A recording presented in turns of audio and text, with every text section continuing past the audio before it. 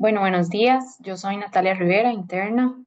Hoy les voy a hablar un poquito sobre lo que es la otitis media aguda. Bueno, parte del cronograma de hoy, ¿verdad? Repasar algunas definiciones importantes, ver la epidemiología de la patología, la etiología, su fisiopatología, manifestaciones clínicas, lo que es el diagnóstico, el tratamiento, algunas posibles complicaciones y diagnósticos diferenciales. Entonces, para comenzar, ¿verdad? Repasar un poquito lo que son definiciones importantes. La otitis media, ¿verdad? Que es esta presencia de exudado, puede ser seroso, mucoso, purulento, mixto, en lo que es el oído medio. Este se va a clasificar dependiendo de su tiempo de evolución y la asociación o no a lo que son los síntomas. Lo que es la otitis media aguda en sí, que es otitis media con sintomatología y signos agudos. Por agudos tenemos que entender, ¿verdad? Que es que tienen una duración menor a 48 horas y estos síntomas de los que hablamos son como abombamiento de la membrana timpánica, otalgia, en lactantes lo que es la irritabilidad, el llanto, el insomnio, la pérdida del apetito, vómitos o diarrea. También tenemos lo que es una otitis media aguda esporádica, que se refiere a un episodio aislado de otitis media aguda. Cuando ya hablamos de lo que es otitis media aguda de repetición, ¿verdad? Vamos a tener tres tipos. Cuando hablamos de otitis media aguda persistente, es que los síntomas se van a reagudizar antes de la semana de finalizar el tratamiento.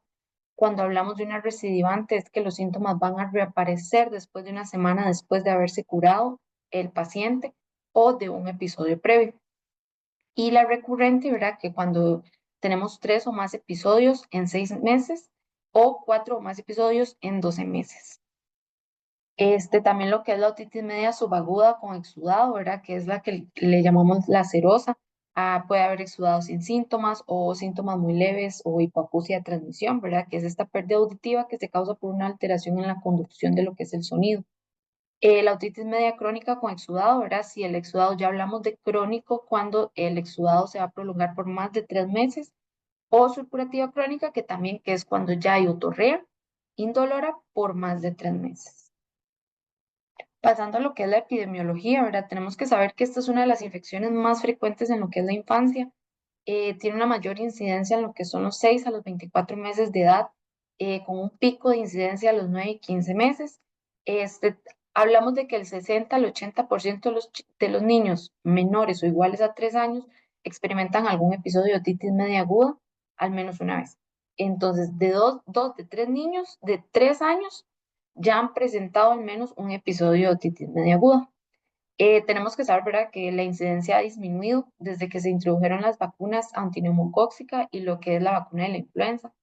Y también, ¿verdad?, es muy importante que es la causa más frecuente de prescripción de antibióticos a las edades de estos niños. La etiología, primero vamos a comenzar con un poco de factores de riesgo, ¿verdad?, que van a aumentar lo que es el riesgo de tener otitis media aguda. Como la edad, los menores de 2 años van a tener mayor riesgo de tener una otitis. También si hubo un episodio previo de otitis media aguda antes de los 6 meses, es probable que este vaya a recurrir. Lo que es el sexo masculino, ahora se habla de un 1.3 a 1, antecedentes de los familiares, ¿verdad? Entonces aquí lo que pensamos más es que puede deberse a alguna anomalía en la trompa de Eustaquio, lo que son guarderías, ¿verdad? Entre más expuestos estén a virus y bacterias, más riesgo. Se habla también de los chicos que tienen hermanitos, entonces hermanitos menores de 5 años que pueden estar trayendo, ¿verdad?, estos patógenos, lo que es la prematuridad, ¿verdad? Entonces aún más, eh, poco desarrollo del sistema inmune, entonces más riesgo, y los chicos que tienen algunas inmunodeficiencias. Ya pasando a los patógenos en sí, ¿verdad? Estamos hablando de que los más comunes en la otitis media aguda bacteriana va a ser los Streptococcus pneumoniae, el Haemophilus influenzae, el Staphylococcus aureus y el Streptococcus pyogenes. Y como virus, que también tenemos otitis media aguda viral, vamos a tener el virus respiratorio sincital, el virus de la influenza, el metavirus y el rinovirus. También lo que es el enterovirus, el coronavirus y el adenovirus. Es importante, ¿verdad?, recalcar que también pueden haber otros tipos de patógenos, ¿verdad? Como este, mm, Ascaris lumbricoides, tipos de hongos como lo que es Candida, Aspergillus, pero son casos más infrecuentes. Como fisiopatología de lo que es la otitis media aguda, ¿verdad? Tenemos que recordar que hay una relación directa con la trompa de Eustaquio, que es esta estructura que nos va a conectar lo que es el oído medio con la nasofaringe, que esta está revestida de cilios y produce moco. Entonces, rápidamente, ¿verdad? Las funciones de la trompa de Eustaquio va a ser lo que es ventilación, y entonces esto lo que se va a encargar es de igualar una presión atmosférica con la presión del oído, también lo que es protección, no solo de las presiones de las que acabo de hablar, sino que también se puede dañar el oído medio por las secreciones nasofaringeas que se conducen hacia el oído. El drenaje, ¿verdad? También las secreciones del oído medio drenan hacia la trompa de Eustaquio por movimiento de este moco y de los cilios que tiene la trompa. Entonces, ya como mecanismos fisiopatológicos, ¿verdad? Vamos a tener que hay una disfunción de la trompa de Eustaquio. Tenemos que saber, ¿verdad?, que en lactantes la trompa suele ser más corta, más amplia y está más horizontal. En los adultos la trompa ya se encuentra a un ángulo de 45 grados y en los niños tiende a ser a 10, ¿verdad? Entonces esto facilita lo que es la entrada de patógenos desde la nasofaringe hacia el oído medio. También puede haber obstrucción, ¿verdad?, debido a lo que es la inflamación, cambios de presión o secreciones. Esto lleva a una ventilación inadecuada y a una acumulación de líquido en el oído medio. La infección provoca inflamación en la mucosa del oído medio y esto va a resultar en lo que es edema y aumento de secreciones.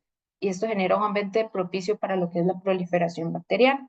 Esta proliferación bacteriana nos va a desencadenar, ¿verdad?, lo que es una respuesta inmune y se va a generar más inflamación y más exudado purulento.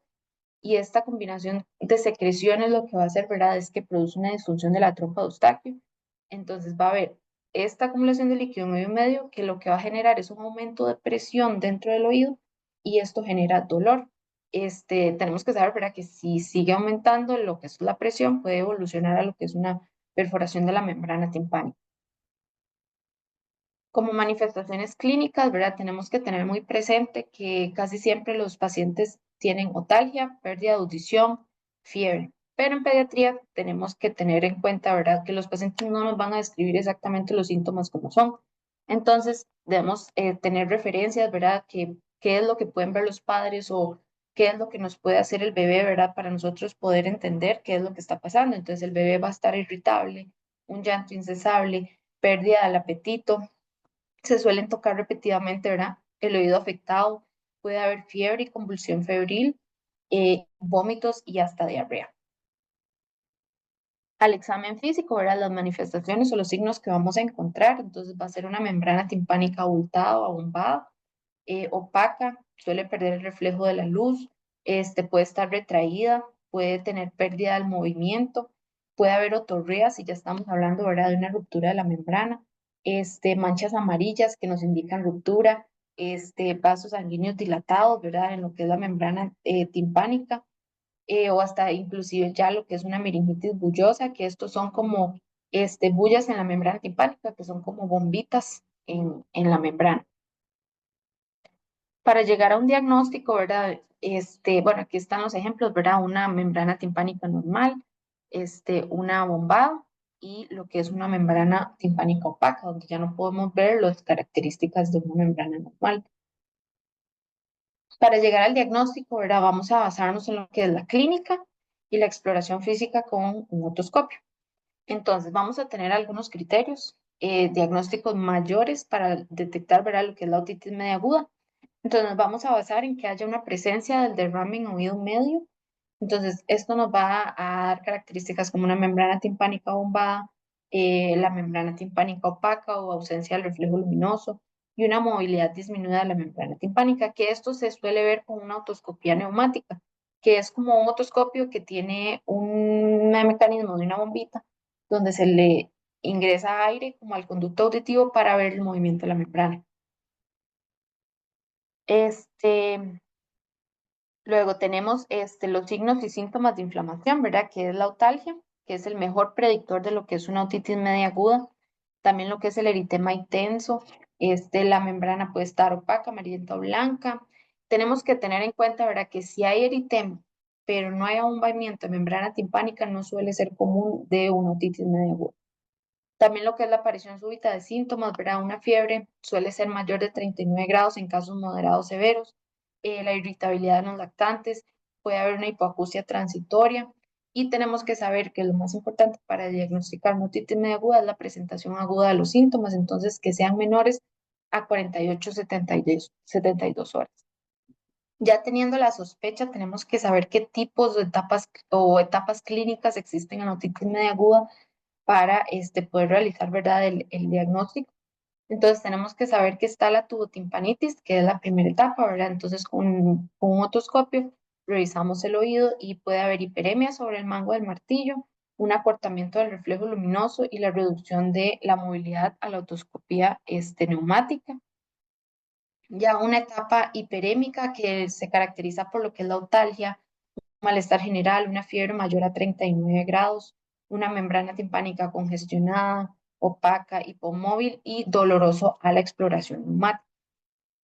La etapa oxidativa, ¿verdad? Cuando ya estamos hablando de una otalgia intensa que lo que hace es impedir el sueño, puede haber náuseas, vómitos, anorexia, mialgias, artralgias, diarrea, una fiebre mayor a 39 grados y la membrana timpánica ya pierde, ¿verdad? Las referencias anatómicas y muy importante, ¿verdad? Lo que es la hipoacusia. La etapa supurativa, que ya estamos hablando de una fiebre mayor a 40 grados, una otalgia intensa, la membrana timpánica va a estar igualmente abombada, va a estar pulsátil, hiperémica, tensa, inmóvil y puede haber zonas amarillentas, ¿verdad? Va a haber ya una hipoacusia importante y puede evolucionar ya a lo que es una perforación de la membrana. Como parte del tratamiento, tenemos dos metas. Entonces, nos tenemos que basar en la resolución de la sintomatología y reducir las recurrencias de la otitis media. Entonces, como la resolución de síntomas es básicamente el manejo de dolor, ¿verdad?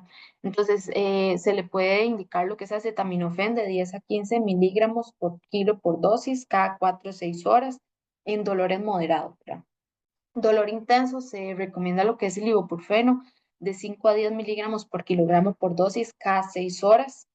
Y cuando ya estamos hablando de que hay un dolor severo, se puede optar por opioides como la morfina oral en menores de 3 años y tramadol en mayores de 3 años.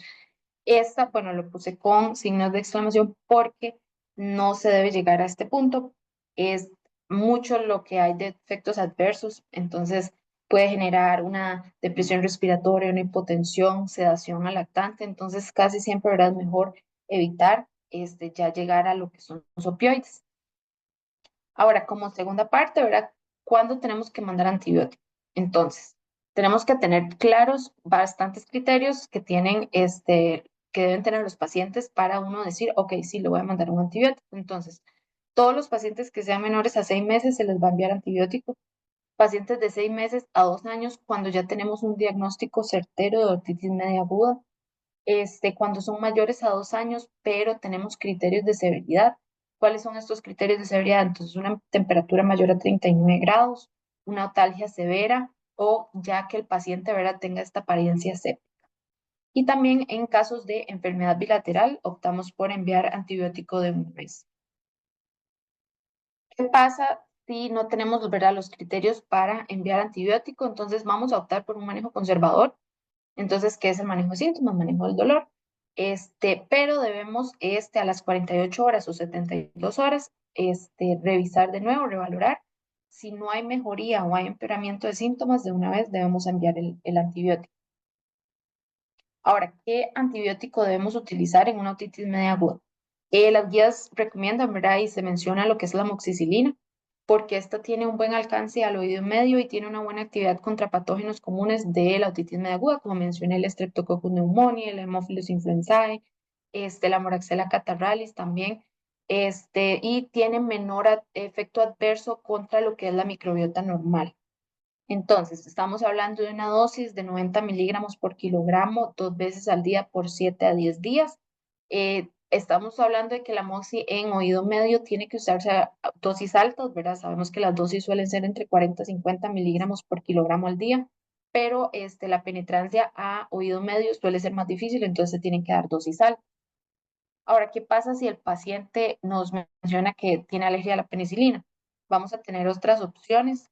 Este, mm, entonces podemos utilizar lo que es ceftriaxona, 50 miligramos por kilogramo durante 3 días. Recordemos que esta es intramuscular, entonces el paciente tiene que irse a inyectar 3 días. lo que es la clindamicina de 30 a 40 miligramos por kilogramo cada 8 horas por 3 días, o claritromicina 15 miligramos por kilogramo cada 12 horas. Ahora, ¿qué pasa si después del tratamiento, verdad, no vemos mejora o inclusive hay empeoramiento de síntomas? Lo vamos a considerar un fallo terapéutico. Entonces, ese es empeoramiento, ¿verdad?, del paciente en 72 horas o una recaída en los 7 días posteriores. Aquí vamos a optar por lo que es amoxicilina con ácido clavulánico a 90 miligramos por kilogramo al día, más 6,4 miligramos por kilogramo al día de ácido clavulánico. Recordemos que el ácido clavulánico no es que es otro antibiótico, sino que es este que potencia lo que es la acción de la amoxicilina, entonces va a tener mejor este resultado. Como complicaciones, ¿verdad? Tenemos que tener muy presente que puede haber otitis media aguda recurrente, que puede ser una complicación, ¿verdad? Lo que es una hipoacusia de la conducción o inclusive ya neurosensorial, una perforación timpánica, lo que es la mastoiditis, ¿verdad? Que suele ser la complicación más frecuente de la otitis media aguda. Y esto, bueno, recordemos que es una infección, ¿verdad? Ya del hueso temporal. Puede haber inclusive ya intracraneales como meningitis o encefalitis. Como diagnósticos diferenciales, ¿verdad? Tenemos que tener en cuenta que puede confundirse con una otitis externa, ¿verdad? Que igual va a generarnos un dolor en el pabellón auricular, secreción purulenta, el conducto auditivo va a estar inflamado, pero al revisar bien no va a haber abombamiento de membrana timpánica. También con una otitis media con derrame, ¿verdad? Que cuando hay derrame mucoso seroso, ¿verdad? En cavidad timpánica, pero no va a haber signos de una infección aguda o, por ejemplo, traumas o cuerpos extraños en canal auditivo, ¿verdad? Que se lastimó con algo el oído, entonces va a generar este dolor, esta inflamación que nos puede confundir con una otitis media. Como conclusiones y recomendaciones, bueno, tenemos que tener en cuenta, ¿verdad?, que siempre hay que realizar un examen físico completo y cuidadoso. Con la población pediátrica suele ser muy complicado, ¿verdad?, ya que dependiendo de la edad no pueden comunicarse con nosotros y podemos pasar por alto algún signo importante. Por eso debemos enfocarnos en un buen chequeo. Por ejemplo, llega un lactante con diarrea de vómitos que, como mencioné, pueden estar presentes, ¿verdad?, en otitis media aguda. Y si asumimos que solo se trata como de un virus estomacal y no revisamos la parte de ORL, puede complicarse, ¿verdad?, y llevarnos a, a una enfermedad más grave. También, ¿verdad?, tenemos que tener en cuenta cuándo realizar un ingreso hospitalario, ¿verdad? Si estamos ante un menor de 2 meses, tenemos que realizar un ingreso hospitalario. Chicos que estén inmunocomprometidos, si sospechamos que ya hay alguna complicación como mastoiditis, laberintitis, meningitis o abscesos, debemos hacer un ingreso porque, ¿verdad?, ya esto se nos puede agravar.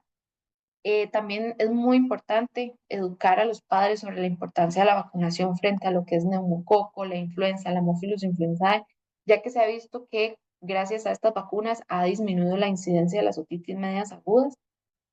Y también, bueno, esto es más que todo una observación y bueno, preguntas que les he estado haciendo los doctores, que en las guías se habla de que el primer tratamiento va a ser amoxicilina, pero a nivel privado, ¿verdad? Se usa amoxicilina más ácido clavulánico de primera línea, ya que se habla de que tiene una mejor penetración a nivel óptico, pero en sistema público tenemos que tener en cuenta que no se cuenta con este tipo de amoxicilina con ácido clavulánico.